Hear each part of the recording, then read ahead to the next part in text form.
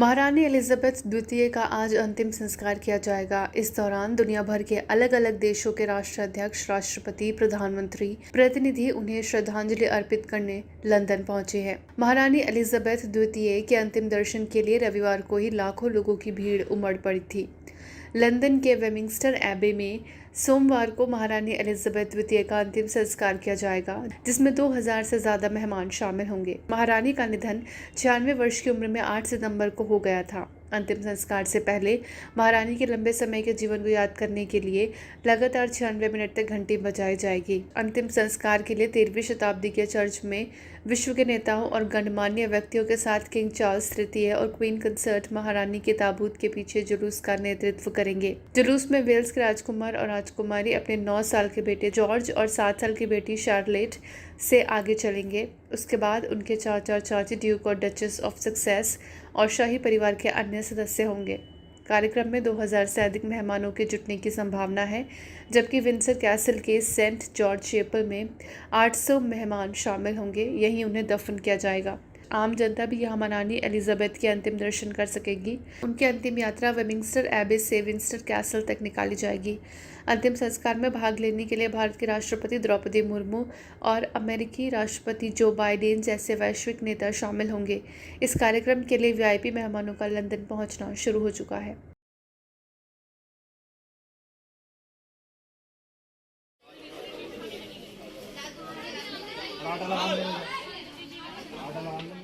UP के सहारनपुर जिले में खिलाड़ियों को शौचालय में रखा हुआ खाना परोसे जाने का मामला सामने आया है। सोशल मीडिया पर एक वीडियो वायरल हो रहा है, जिसमें खिलाड़ी शौचालय में रखा हुआ खाना खा रहे हैं, जिसके बाद जिला खेल अधिकारी अनिमेश सक्सेना को निलंबित कर दिया गया है। वहीं अपर मुख्य सचिव खेल नवनीत सहगल ने बताया कि अनिमेश सक्सेना को तत्काल प्रभाव से निलंबित कर दिया गया है। साथ ही राज्य सरकार ने एडीएम वित्त एवं राजस्व रजनीश कुमार मिश्रा को घटना की जांच करने के निर्देश दिए हैं। दरअसल खिलाड़ियों ने दावा किया है कि उन्हें आधा पका खाना परोसा जा रहा था, जो जगह की कमी के कारण शौचालय में रखा हुआ था, जिसके बाद अब खेल निदेशालय ने घटना पर जिलाधिकारी से जवाब मांगा है।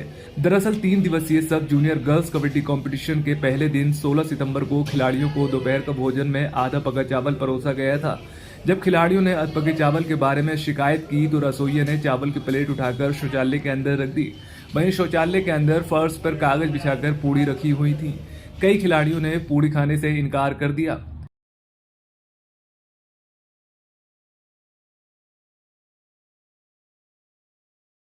प्रधानमंत्री नरेंद्र मोदी 11 अक्टूबर को उज्जैन में महाकालेश्वर मंदिर कॉरिडोर का उद्घाटन करेंगे।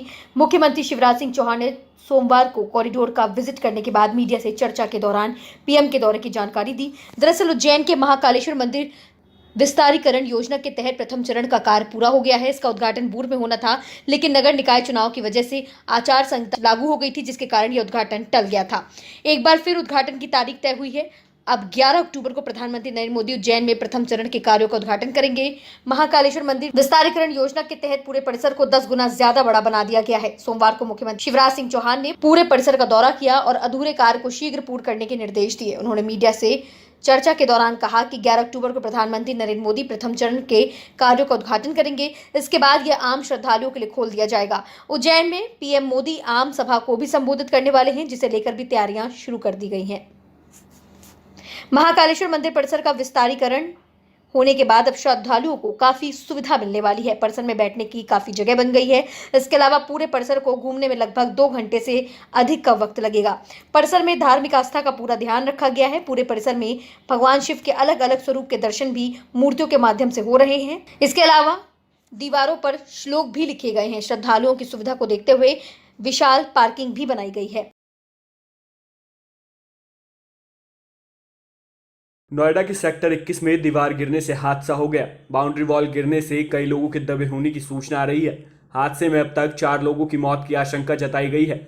वहीं मौके पर रेस्क्यू ऑपरेशन चल रहा है और लोगों को निकालने का काम जारी है। ऑपरेशन के लिए पुलिस और फायर ब्रिगेड की टीमें मौके पर काम में जुटी हुई हैं। साथ ही स्थानीय लोग भी मदद कर रहे हैं। बताया जा रहा है कि नोएडा के सेक्टर 21 में जलवायु विहार की बाउंड्री वॉल करीब 25 साल पुरानी है, जिसकी मरम्मत का कार्य चल रहा था। दरअसल ये दीवार काफी जर्जर हालत में थी, जिसे दोबारा बनाने का काम हो रहा था। अरे ये तो हो गया सबकी, वो आधार कार्ड चाहिए। आधार कार्ड यहाँ दबे हुए लोग 2 पहुँचे मेरे हिसाब से। तुम थोड़ा इधर आ जाओ ना। पहुँच गए 2 तो मैंने पता कर लिया, वो खत्म हो गया। कह रहे पोस्ट आओ इधर आओ। अच्छा, हाँ आप उनके साथ काम कर रहे थे आप भी? तो उन्हें दूसरा सब साइड से मेरे गांव के ही है, यानी एक तो मेरा भाई खत्म हो गया। बता दें कि मंगलवार सुबह ही काम करते वक्त अचानक ये दीवार गिर गई, जिसके अंदर कई मजदूर दब गए। उनकी चीख पुकार सुनकर आसपास के लोग मौके पर पहुंचे और उन्होंने राहत बचाव कार्य शुरू किया। शहर का काम चल रहा था। जो बाउंड्री है वो जलवायु विहार की सोसाइटी की बाउंड्री वॉल है और पुरानी बनी सोसाइटी है, जो ये कोऑपरेटिव सोसाइटी है, बाउंड्री उनके द्वारा स्वयं बनवाई गई थी। तो पुरानी बाउंड्री वॉल होने की वजह से ये सडनली कोलैप्स की। इस पे पहले ये सूचना आई थी कि लगभग सुबह 12-13 लोग यहाँ पे काम कर रहे थे। उनमें से 4 लोगों की मौके पे ही डेथ हो गई, बाकी एक व्यक्ति इंजर्ड है, बाकी लोग सेफली रेस्क्यू कर लिए गए।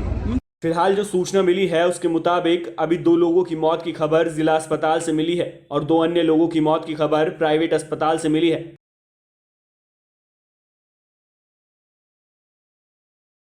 बीजेपी पूरे देश में चुनावी मोड पर एक्टिव है। बीजेपी के राष्ट्रीय अध्यक्ष जेपी नड्डा रविवार से 2 दिवसीय केरल दौरे पर होंगे। इस दौरान केरल बीजेपी को मजबूत करने पर जेपी नड्डा का फोकस होगा, क्योंकि पिछले दिनों केरल बीजेपी में अनबन की कई खबरें सामने आई थीं। दरअसल कुछ दिन पहले प्रधानमंत्री नरेंद्र मोदी और केंद्रीय गृह मंत्री अमित शाह ने केरल का दौरा किया था। इस दौरान बीजेपी कार्यकर्ताओं में नाराजगी की खबरें सामने आई थीं।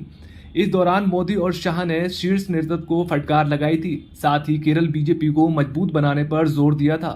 बता दें कि केरल बीजेपी में कई बार गुटबाजी की खबरें सामने आती रही हैं। 2016 में इतिहास में पहली बार बीजेपी ने केरल में अपनी जड़ें जमाने की कोशिश की थी।